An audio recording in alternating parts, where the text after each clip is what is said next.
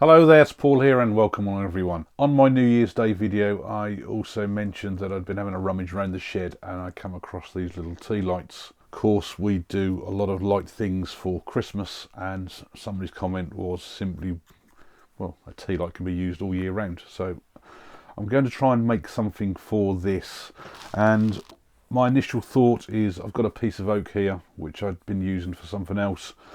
I'm going to do it so that I can insert this inside first of all and then part it off, and I need to make the top really wafer thin, ideally certainly under 2mm, around about 1mm if possible, because that way I can lose the least amount of this as possible. My initial thought is that I'm going to do this so that once I've got the base for this to sit inside, to poke outside, I want to keep the width on this, which again isn't massively wide, but I'm then going to probably build up some form of an open segmented build on top of it. As for the base then, I will then probably use another flat piece of wood to create like a tray for it to sit in. Now I've mounted this piece of oak back in the chuck, and this is one reason why I always mark where jaw 1 was, because I've put this back in and it is running as true as when I last had it in the chuck.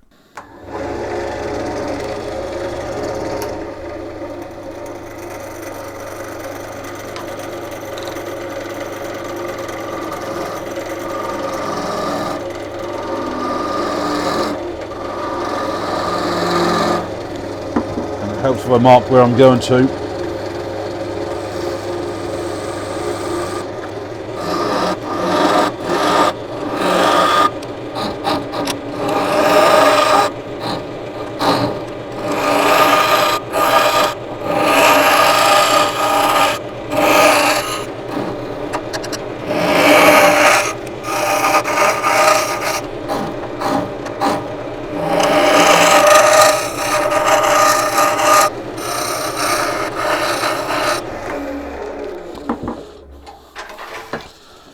Now I'm just using the spindle gouge on the side as a scraper, and there we go, that fits in there nicely now.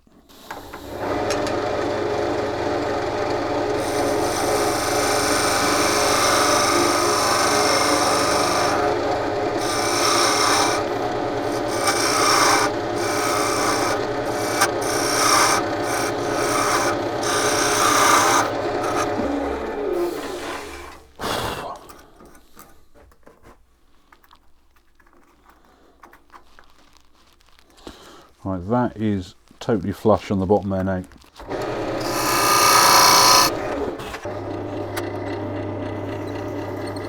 Now I've sanded up all the inside here, and I'm just going to part this off now, then I can get this reverse round onto the jaws.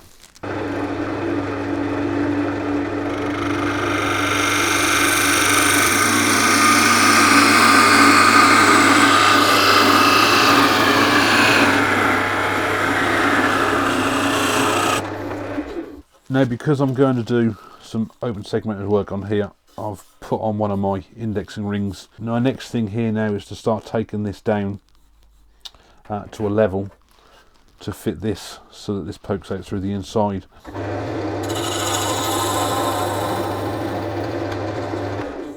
I'm just going to have to visually keep looking to the thickness in there.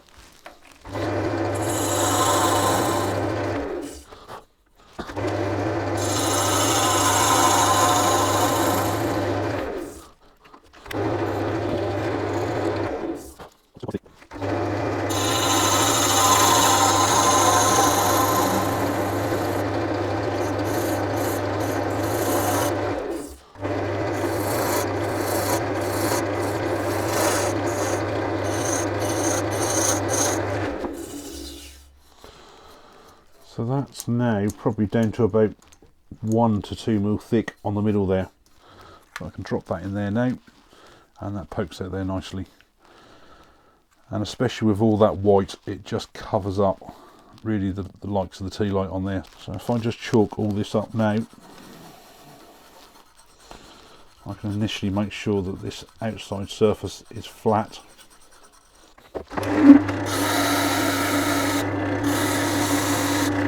So I've now got a nice outside surface there to put the open segmented pieces on. Now I've decided to go for open segments, and these are all of about 10 millimeters on the long side there. Angle is around about 9 degrees. Now, rather than use the table saw, because they're so small, the table saw would just suck the bits down every time and I would lose literally all of them. So I've opted for this, and this still does throw pieces about the place, it still breaks pieces. Now for the wood wise, I've got these lengths of sapele probably 2 years ago, near enough now. When I went to UKIS, I met up with Barry and he gave me these lengths. What I've done here, I've tipped the saw over at around about 9 degrees. Angle is not imperative, so it doesn't matter if it's a couple of degrees out, but I've measured it at 9 degrees and it's cutting reasonably well. Hopefully here you'll see really what's happening.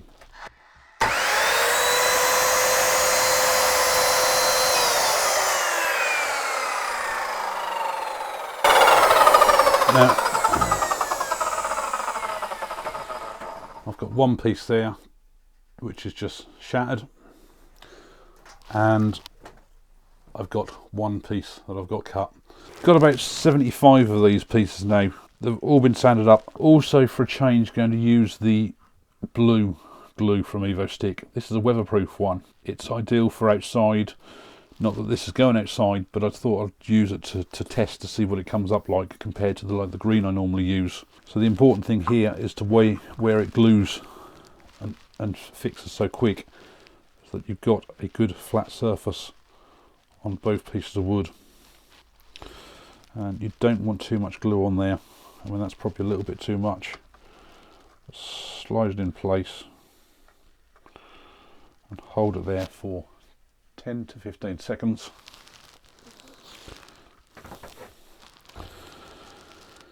Now the important thing is here as well, when I move the index and system to the next thing, is to just be careful where it catches on the stopper block here. If this stopper block is too thick, then it will catch the piece a lot more. And so just hold on to it while I first turn that. I can go to the next one then.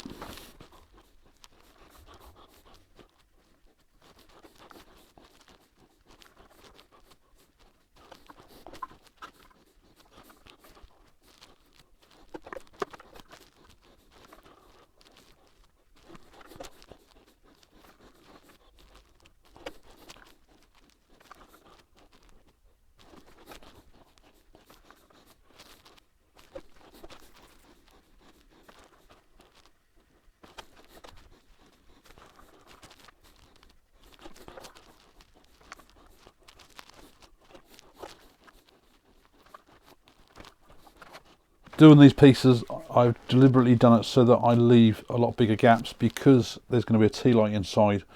You don't want too smaller gaps, so that means that when these overlap, they are going to be held on by a lot less, which therefore makes this a lot more fragile. Got 3 rows on here securely now. I haven't flattened off the top yet, and I'm undecided yet whether 3 is going to be enough or 5 is going to be needed. So what I'm going to do first of all is turn the inside down.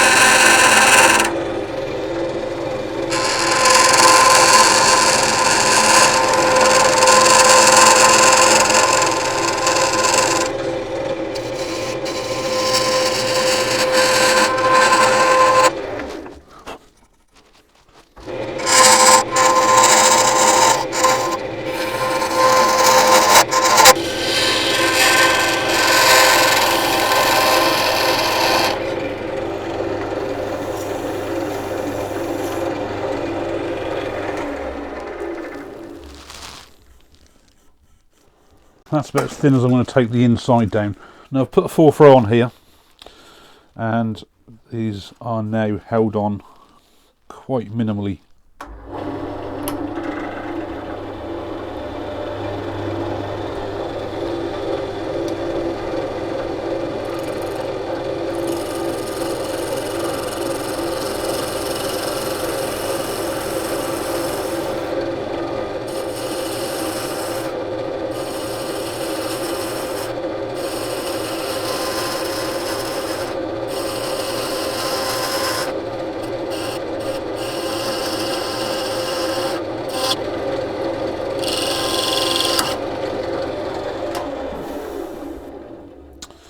And that's where you have to be careful, because you can soon take one out. So I shall glue that back on.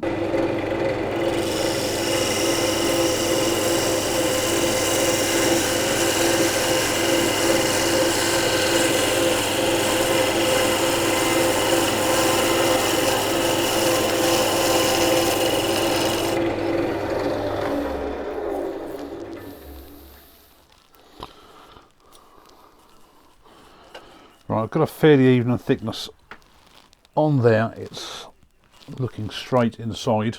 I'm going to sand this all up inside and flatten off the top. This has now been sanded to 400 grit inside. I'm going to put this back into my other chuck and turn a cap to go on here. That has obviously got to be glued onto this, which then stops me having access from inside. I need to do a finish inside. And normally on this sort of thing I would just give it with a spray lacquer, because it's so much easier, especially with all these end pieces. You're more or less guaranteed to get a good coverage. But what I'm going to do for a change, I don't have much left, so I might have to mix some more up, is I've got some shellac there. That's the clear. Now this normally soaks well in to the cloth.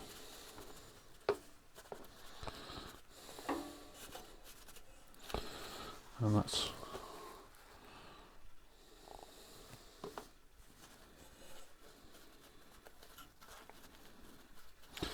now the best way of doing this, if you know you're going to do this to start with, is to dab all the ends of the pieces with the shellac before you even glue them up, and that way you've got a coverage on there.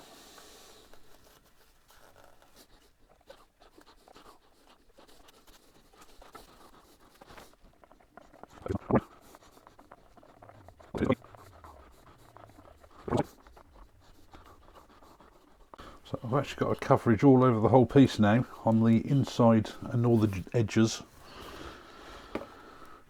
And I'm just going to wipe off the excess. So I'm going back to the original piece here that I used for the base.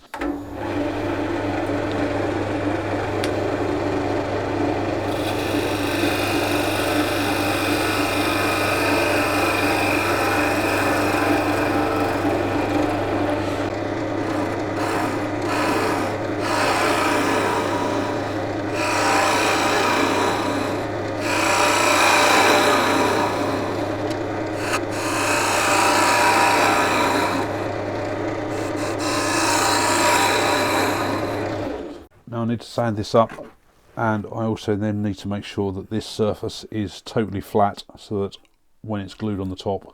This has had 2 or 3 coats of shellac, and the good thing about this, it dries really quickly. Before I part this off to glue it on, the main body is obviously full of holes for the light to glow out of, and I thought, well, why not actually put some holes in the lid? Now the best way to do that, I think, is going to be at the moment, is to drill the holes this while it's on the lathe. But by doing it this way, I'm going to have less likely of piece of tear out as you go through. Just going to mark with a Sharpie probably where I want to put some holes. So I'm actually going to try and start fairly uniform. So I'm going to put. So I'm going to drill those first, and I'm going to see what this comes out like.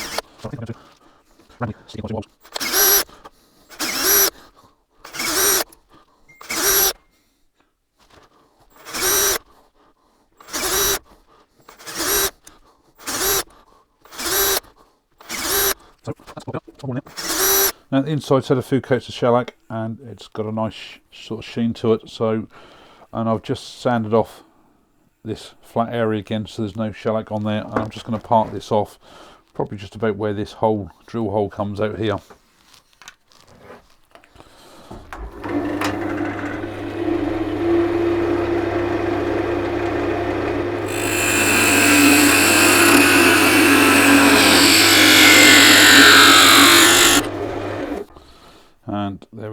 bits there. So I'm just going to get the other chuck back on the lathe so that I can then glue this on. Now the glue on here is set. I'm just going to leave the tailstock up, just a bit of support, while I turn this top down. And I think I'm going to do some form of a curved top, hopefully, and just see how this turns out.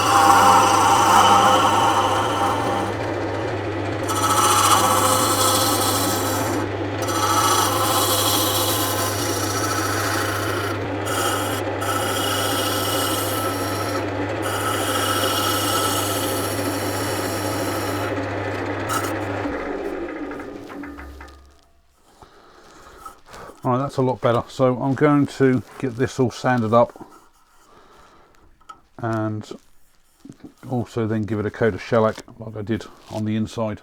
I've just took this off the lathe and hopefully you can see there it's got a really quite a nice shine on it.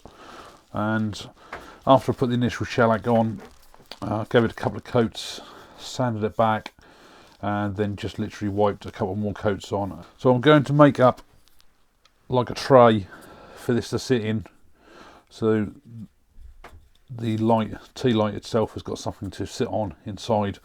And I've got a piece of oak here that's going to be big enough for this, and all I've done here is I've got it pushed up against the jaws with the live centre. It's centred out here, so I'm going to true this up first of all, and then I'm going to put a small tenon on here just so that I can turn it around into the jaws, and then I can then turn the base properly before I then reverse it again to do the top.